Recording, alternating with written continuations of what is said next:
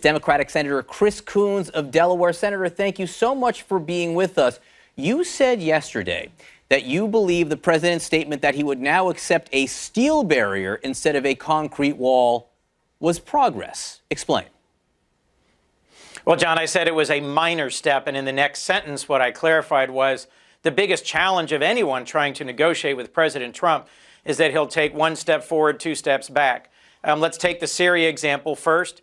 Just 2 weeks ago, 3 weeks ago now, President Trump made an abrupt, ill-conceived public announcement that we were going to withdraw our troops from Syria.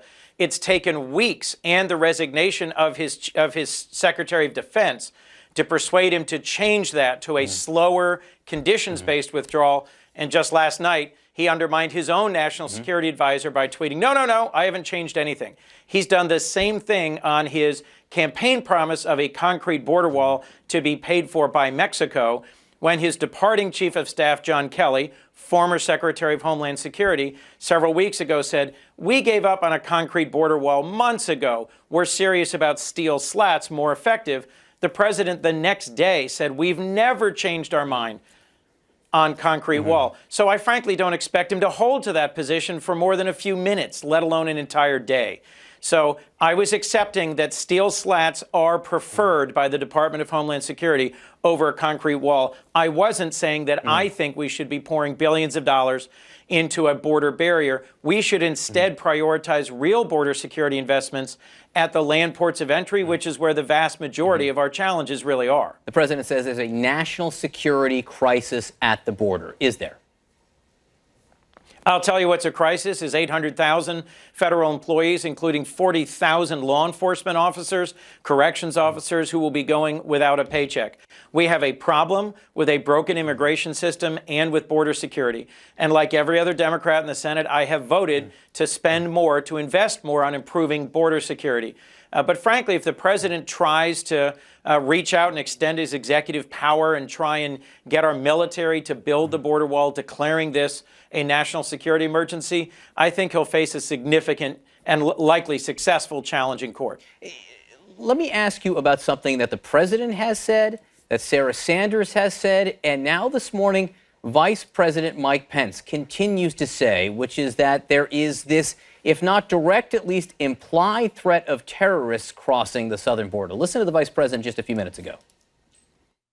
Nearly 4,000 known or suspected terrorists were apprehended attempting to come into the United States through various means in the last year. Overwhelmingly at airports, not at the border. Yeah, but 3,000 special interest individuals, people with suspicious backgrounds that may suggest terrorist connections, were apprehended at our southern border.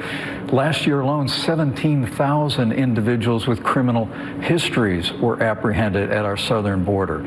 He's throwing out numbers there that simply aren't related. Let me just remind people that people on the terrorist watch list are very different than people who are special interest aliens, which has to do about the countries that they come from. But what do you hear the vice president saying there?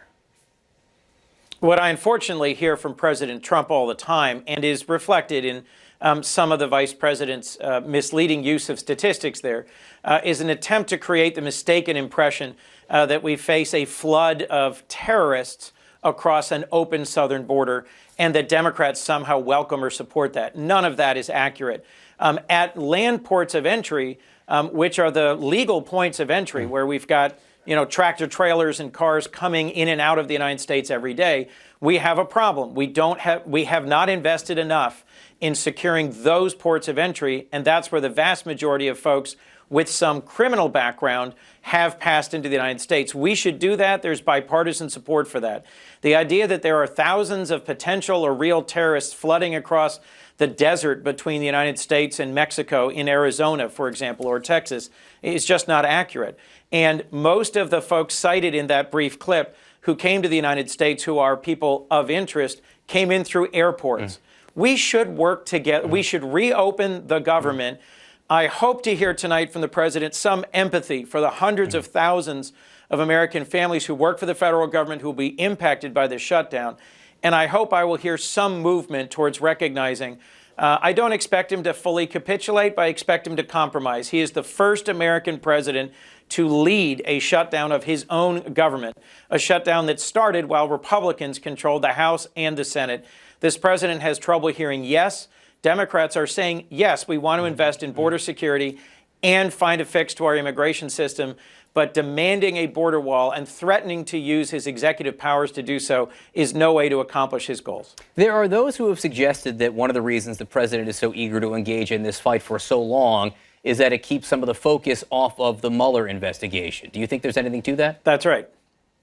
I do. And one of the positive pieces of news out of Washington today, John, is that Senators Tillis and Graham will join Senator Booker and me in reintroducing our Special Counsel Integrity and Independence Act.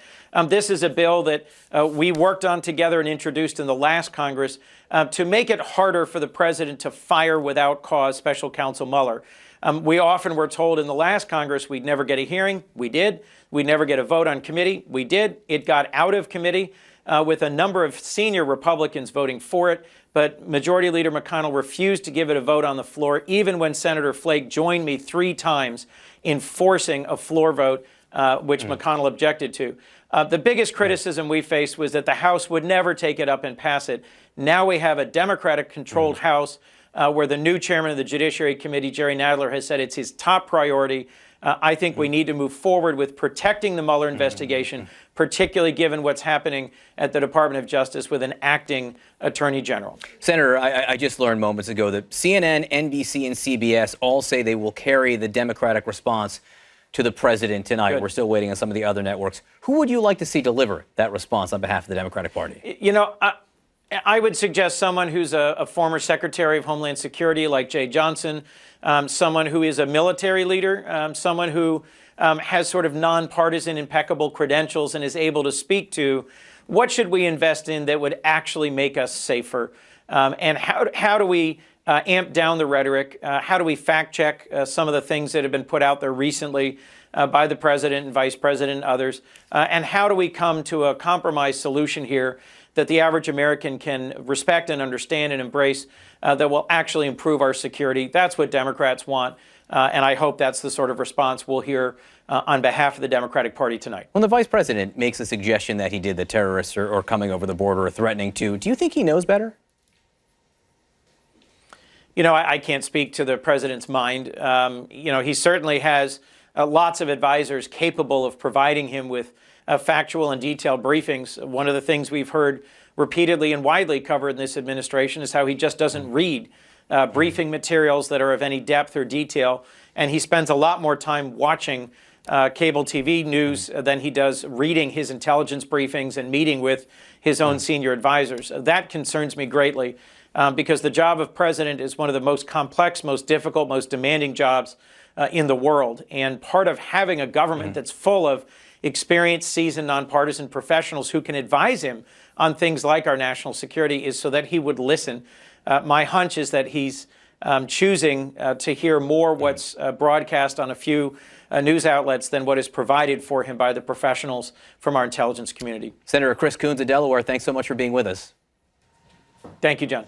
All right, John, Kevin Spacey